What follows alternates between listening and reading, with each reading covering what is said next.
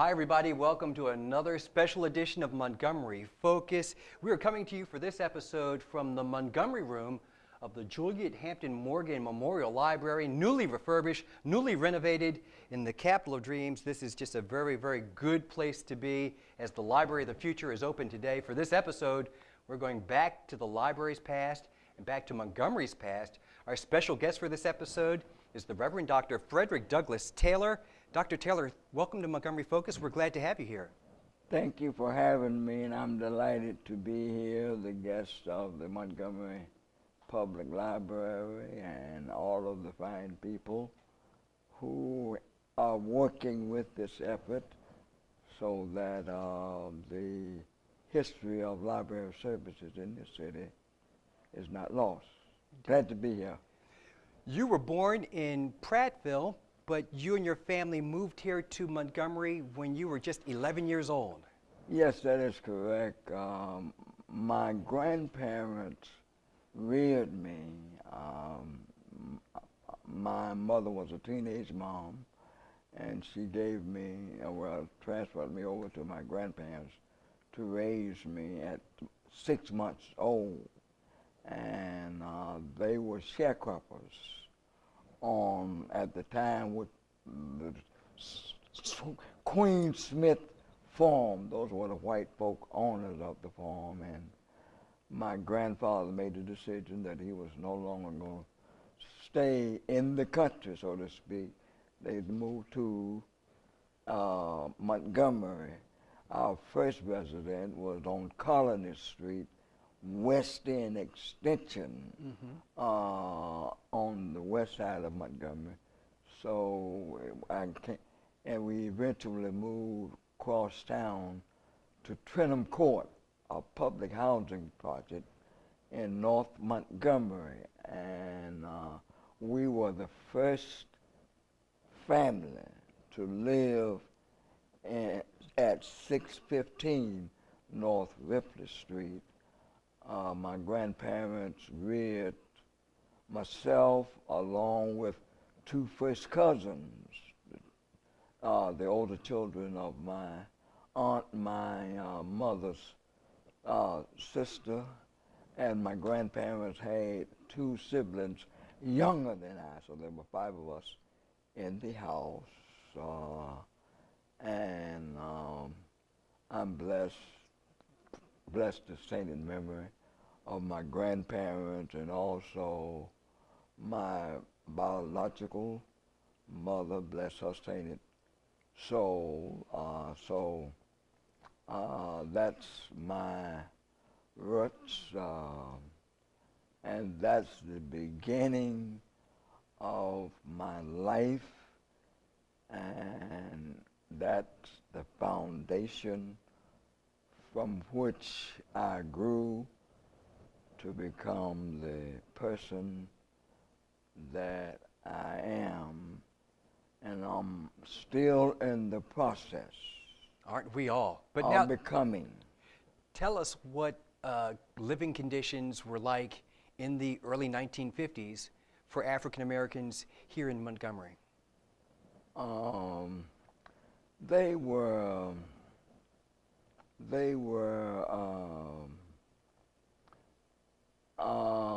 I would say black people lived in our own community. We were not exposed to relating to white people beyond grocery shopping or business. And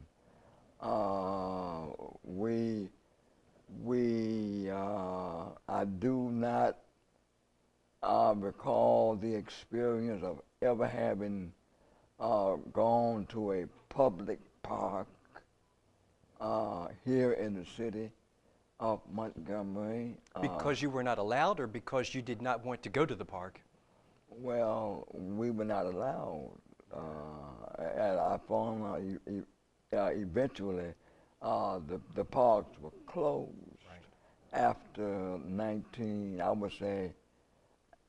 post-1955, after the Montgomery Bus Boycott, I have been called the N-word as a youngster. I remember the white, colored water signs in the Greyhound bus station downtown. Is closed now. It's a museum. Right, in the federal courthouse. And I remember my grandmother working as maid. They call them now. They call them domestic workers for a white family. And I remember how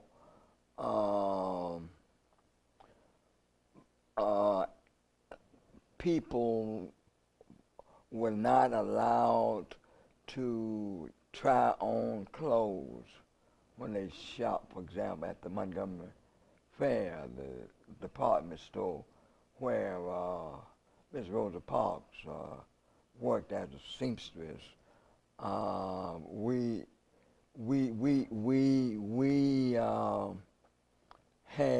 We did not have. I remember the high school was well, we stayed to ourselves, and I could not. I'm not able to compare Booker T. Washington High School with Sidney Lanier or Robert E. Lee, because that was off limits for me. Sure. But one thing unique about Booker T. Washington or George Washington Carver, the teachers there, they were really dedicated to the students at those schools. It was my 9th grade civics teacher, Miss Preston, who taught me the understanding of government and the different forms of government, and it was she who exposed me to what it means to be a registered voter, and it was she who said to me, said to us, to make the commitment to her that once we became 18, that we would vote every time there is an election. So what I'm saying to you is, even to this day, when I go vote, I mean, I'm somewhat concerned about the people who are running and the issues which are before us, but I vote because of the influence and what Mrs. Preston impressed upon my young mind as a 9th grader, the importance of voting. Now, around that time, as a 9th grader, or when you were 13 years old, the Montgomery Bus Boycott is taking place here in Montgomery, and you actually had an active role in the boycott. Tell us, what were some of the things that you were able to do as a 13-year-old, and then equally important, how is a 13-year-old socially conscious enough and brave enough to decide, yes, this important movement is something that I've got to be involved in? It was the influence of Ralph David Abernathy, who was my pastor, my family's pastor, who influenced my thinking and my understanding of, for the lack of a better term, the real deal in terms of being a human being. It was Dr. King speaking at the mass meetings during the 381 days of the duration of that movement, which talked about we as human beings, we deserve respect. It was not right for white insurance agents. They walked through the community and collected the premiums during that time. And I can remember the white insurance agents coming in with their bag and with their uh, information and calling my grandmama by her first name, Aunt Mabel, not calling her Miss Taylor, and so with that kind of impact upon my mind, to be able to look an honest man or an honest person in the face and say yes or no, it was that kind of preaching, if you will, or exposure to a man like Ralph Abernathy, Dr. Abernathy, and Dr. Martin Luther King Jr., and how sitting in mass meetings as a youngster, I would hear Dr. King speak. You know, he was very eloquent, and he could handle the English language well, and I hear some of the mothers in the church saying, "Oh Lord, he sure, I don't understand a word he's saying, but it sure sounds good to me." And it was that kind of, and during the boycott, you know, I mean, I was just a kid, and to promote the mass meeting, they passed out leaflets to say it was going to be at a Holt Street Baptist Church or Bethel Baptist Church on this time or the AME Church, and we had to pass out leaflets. So during that time, myself and other teenagers, we passed out leaflets promoting the mass meeting. That was my involvement in the movement during those early days, and as a matter, so which ultimately led me to the career that I ended up pursuing. When Dr. Abernathy left Montgomery in 1961, I had just finished high school, and I wanted to know what I wanted to go to Atlanta with him, and I had just enrolled at Alabama State, and he said, "Well, Fred, my boy, you need to stay here and get an education. You will have time to participate in the movement." Sitting in the driveway at the First Baptist Church, Parsonage on Hall Street, he encouraged me, and so I ended up finishing Alabama State, and then later on, I began my career. You were active also in efforts to integrate the public library here in Montgomery. Up to that point, were there separate library facilities for whites and separate for African Americans? And then why was it important to be able to go to the library that was off limits to African Americans? Well, you know, everything was separate in this town. You had separate lunch counters, separate even organized labor. You know, the whites, black folks couldn't join unions. That's when organized labor is very weak in the South. Now, as I recall, the library that we used, it was the Cleveland Avenue branch YMCA. That was the colored library during the early days. And it was not a conscious decision on my part, or I was in college by the time I became cognizant of library issues in 61, 62. I was in college, and we had a group of us, about 10 of us, wanted to do something to advance the cause of the movement.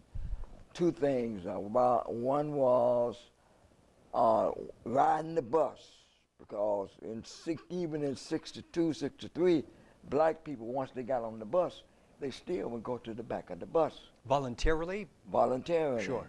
And but we would consciously sit in the front on the predominantly white route buses. And our brothers, they were black, where they were beckoning us to go on back to the back. That was one of the projects that we worked on. And the other project was we're talking about the library, the Montgomery Public Library. I decided on my own that I would go down to the public library on Lawrence Street, and went in and asked, and I wanted to check out a book on philosophy, as I recall. And the librarian, or the person at the desk, said that I couldn't do that. I needed to go to the colored one on Cleveland Avenue. And then I left. Subsequently, there was no confrontation or nothing like that with me. When I went to the library, went to a lawyer's office by the name of Attorney Charles Conley. His office was on Union Street. And he subsequently filed a lawsuit. Now, what I remember, when I was called as a witness, he began to ask me a series of questions. I went to the library, did I get the books, what did they say, and then Judge Frank M. Johnson was the presiding judge. So this was a federal lawsuit, yeah, federal to lawsuit. integrate the library. Federal lawsuit for U.S. District Judge Frank M. Johnson, appointed to the bench by Dwight Eisenhower. Frank M. Johnson, who ruled to desegregate the public library, who went to the same law school, University of Alabama, George Corley Wallace went to. He ended up, you know what Mr. Wallace ended up in, and Judge Johnson ended up ruling in favor of the desegregation of the Montgomery buses, and also the desegregation of the Montgomery Public Library. It just shows you how people turn out. Fast forward, President Barack Obama graduated from Harvard Law School, and so did Ted Cruz. Same school, you see? Just different sides of the coin. Yeah. I'm sorry. But how old were you when you were being a witness in federal court, and were you intimidated, or had they prepared you well, and did you have to get cross-examined by whomever was trying to keep the libraries segregated? Oh yeah, I was close. I was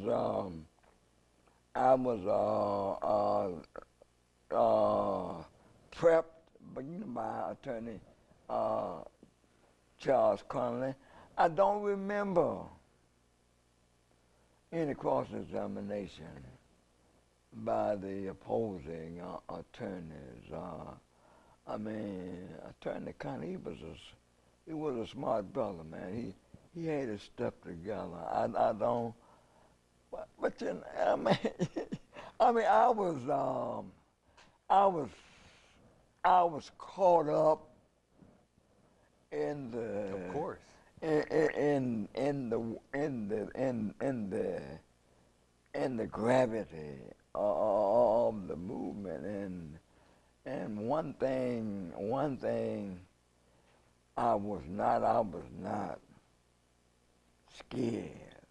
I was going to ask you if you had any fear for your personal safety, because in speaking to Ms. Daniel, who was a library board member at the time, she mentioned that there was some radical group that sent a letter that said any racial mixing in the library was going to lead them to shoot through the windows with a high-powered rifle, because that was the threat of violence that was hanging over the city at that time when it came to integrating public facilities. But you weren't afraid, you say? No. See, by that time, you know, the parsonage of First Baptist had been bombed. First Baptist Church had been bombed. By that time, Dexter Avenue's parsonage had been bombed. And the home of the Gratzes had been bombed. Down in fear was not a part of my psychic, and Dr. King even then talked about if a person has not found something worth dying for, he ain't fit to live. Wow. So fear was not a part, but we were strategic, we were deliberate. You know, it was stupid on my part, I found out later, for me to come to the library by myself. We always we strategized. We talked. We would not hit back. We would be on our best behavior in challenging the status quo.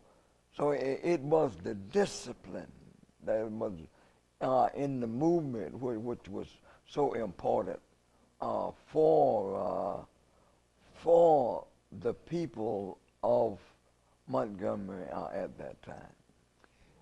10 years after the Montgomery Bus Boycott, the Selma to Montgomery March is making its way from Dallas County to the state capitol. And once again, you were there, not with a front seat to history, but actually on the playing field.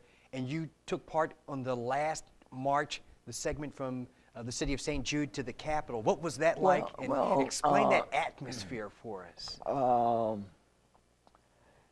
On the campus of Alabama State, during the latter part of the walk from Selma to Montgomery, SNCC and SCLC folks showed up on campus. And there was some disturbance on campus, raiding the girls' dormitories, and things got. It was a disturbance, not a riot. Dr. King taught us that kind of activity. It is the voice of the disturbed, not a riot, but it was. Governor Wallace was threatening to send the state troopers on campus. Dr. Watkins convinced the governor to allow him to bring black police officers from Mobile, Alabama, to on the campus to sort of keep down the turbulence which was on campus. And and I was a part of the student leadership there as president of the senior class. We got a permit from the Montgomery Police Department to have a march with the students from Alabama State, marching from the campus down Jackson Street, meeting the folk who were coming up Dexter to the state capitol for the final rally. So that was my role as a student at Alabama State at the conclusion of the Selma to Montgomery March, or the Bloody Sunday, or the that part of the voting rights activism history. Earlier in the month, Bloody Sunday took place, where the marchers were tear gassed and bludgeoned. I was not on the bridge. You were not on the bridge. No, I was not on the bridge. But I was a student. did you see TV coverage from that Yeah, awful day? yeah. And was it shocking at the time, or not necessarily? And also, did it in any way give you cause for concern for your safety when you were leading the march from Alabama State College at the time? No, it didn't. But what happened? What was really disturbing to me, the killing of Jimmy Lee Jackson in Marion, Alabama. And the decision was made that a brother by the name of Albert Turner, I won't hold it against me, he happened to finish Alabama A&M, but that's another story. Go Bulldogs.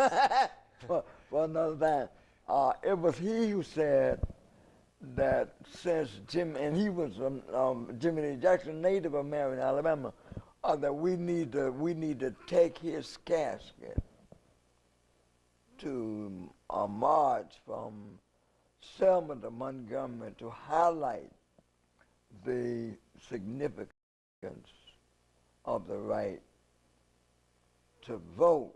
So that was more disturbing to me, the Jimmy Lee Jackson death, rather than having some fear of but it was rough back then. It was rough, but it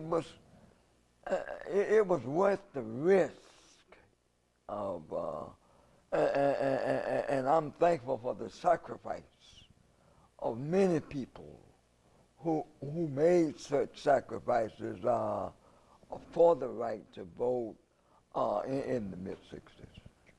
Tell us, what are your thoughts of the state of civil rights here in this modern day and time, and are there strategies that should be employed to make things better? I think that parenthetically, it appears that the politics of our day are attempting to turn back the clock or to rescind the right to vote. President Obama, his strategy was to be inclusive of any and everybody. He increased the number of participants in the political process. The climate now is to narrow or to leave out great participation in the political process. The state of affairs in the politics of our day is that rather than attempt to be elected based on the merit of your position, you seek to zero in on what your conservative, right-wing, anti-everything is, and push your agenda. But I'm encouraged now because here in recent weeks, young people are on the move about an issue which affect all America, black, white, green, and polka dot. Everybody killing in this country. The problem with killing is the accessibility and the availability of guns in this country. I heard a statistic quoted on one of the cable news stations in one of those, I think it was when the Colorado kids, the students at the elementary school, Columbine, the statistic quoted was the United States is 5% of the world's population. But in the United States, we have 48% of the gun owners in the world. Something wrong with that picture. We are the most armed nation in the world, but yet we are the most violent nation in the world. So I think that I'm encouraged by what the young people are doing. They are focusing in on we need to do something about guns in this country. And a part of that process is voting. Now, I suggest to young people, like I said at two of our schools today, earlier anyway, that wherever young people end up, be they in the media, journalists, or cameraman, or teacher, librarian, whatever profession that they end up with, make sure that each individual will participate in the political process. Make sure they have the need. I spoke earlier about Miss Preston, impressing upon my desire and my motivation for voting. So voting is the key, but I would go also to say part of the problem now, they're trying to get rid of the vote that the Supreme Court several years ago gutted a major part of the Voting Rights Act. They're trying to limit that. So, but I'm encouraged in the sense that the young people are engaging themselves now. Now, what they have going for them now is the social media technology. What took us 3 months or a year to organize the March on Washington in 1963, the young people and the women movement and all of these movements going on, they can organize in 2 days or 3 days. So be engaged and be intellectually sensitive to information, because you have this notion about what you hear on in the news, particularly progressive news and progressive publications that is fake news or such thing as alternative facts and that kind of stuff. So we have a big job on our hand in order to advance the next segment of the movement. But we're in for a long haul, my brother, because Dr. King in 1968, 50 years ago this year, he mentioned from the Mason Temple Church of God in Christ in Memphis that we are in we have some difficult days ahead. We're still in those difficult days, and it's an ongoing process, but I am hopeful that people will continue to be engaged, because there's something about the human psyche. There are those who would always do good and be evil when opportunities are always present for them to do the right thing. Indeed. Well, thank you for those wise words, and also thank you for sharing your memories of Montgomery from yesteryear. Thank you also for your heroism and activism to help make Montgomery and Alabama and the United States a better place. We want to say thank you to our hosts at the Morgan branch of the Montgomery City County Public Library, and also thank you for tuning into this episode of Montgomery Focus. Until next time, have a great Montgomery week.